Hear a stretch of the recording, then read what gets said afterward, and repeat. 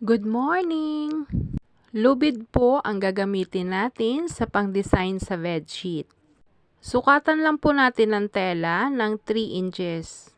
Tansyahin lang po natin na kayang balutin ang ating lubid.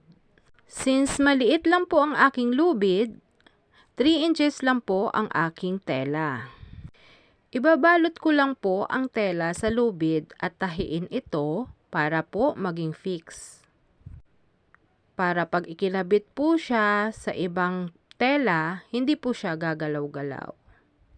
Ganitong klaseng lubid po ang ating gagawin na pang-design. Yan na nga po, i-design na po natin siya sa gilid ng bedsheet. Sa ilalim po niyan, nandyan na po ang naka-ruffles na tela. Pagkabit-kabitin na po natin, dahan-dahan lang po. Kailangan lang po ang matyaga, mapasensya, at kailangan din po natin mag-ingat. Dahil po, medyo kumakapal na po ang ating tinatahi. Kailangan lang po sa gamitin nating tela, may pagkakahawig doon po sa pinaka-bedsheet. Dahan-dahan ko lang po inaandar ang makina. Baka po kasi maputol ang aking karayom. Pagka maputulan po kayo ng karayom, yun na naman po ang another challenge. Sobrang challenging po ang pagtatahi. Pero po, lahat ng effort, worth naman pag natapos. First time ko po gumawa ng ganitong design. Basta po, lagi nating tandaan, presence of mind at saka yung art.